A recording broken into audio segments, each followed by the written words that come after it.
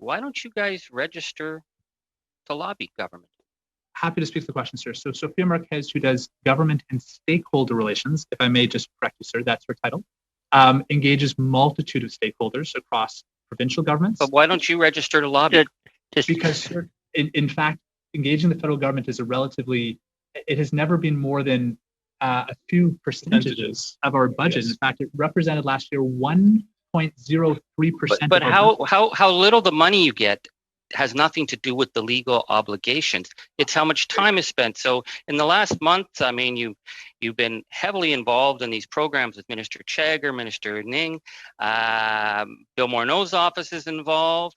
Are you telling me that, that somebody in your office wasn't spending at least 7.5 hours a week doing this? Because that preparation is lobbying. Sir. Why don't you register to lobby? Time to answer. Thank you. Previous to this point, and if I may clarify this point, the government came to us to ask for assistance on a program. Previous to this point, this was highly unusual for us to be spending any significant amount of time with the federal government on these type of proposals. But you're getting lots of money from them. I mean, YMCA registers to lobby, the Heart and Stroke Foundation, and they don't get nearly the kind of money that you guys have gotten. So they all register. The lobbying registry is full of charities except your organization.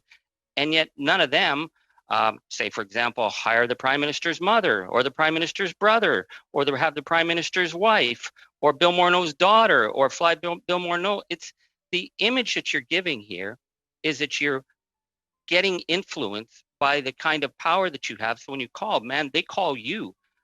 That is lobbying, and you have an obligation, and you are not meeting that obligation. Okay, we will go to the answer, and that will be it. If you could give the answer, gentlemen.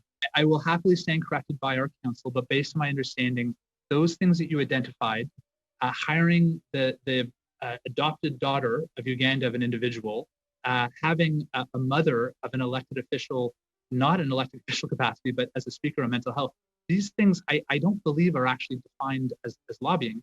Well, they're defined under the Conflict of Interest Act as the family of the public office holders that you're lobbying.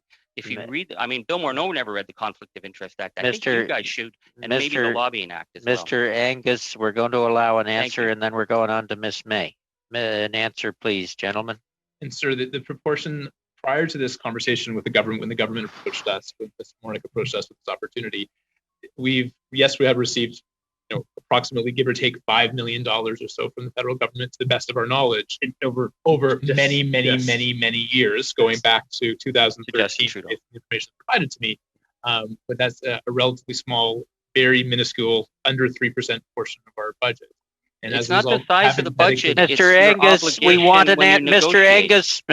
Well, I know, but he's already said that, Chair. We need an answer on the lobbying. Mr. Angus, they need time to give an answer on the lobbying, and your question round is over, so I'm giving the gentleman time to answer the question, and then we'll go to Ms. May. Thank you, Chair. We really appreciate it. Mr. Angus, we hear your question. We understand your concern. The answer is that previous up to this point, we've had virtually very limited engagement with the federal government seeking funds, and they, at this point, approach us. Because you're hanging with their family. Come on.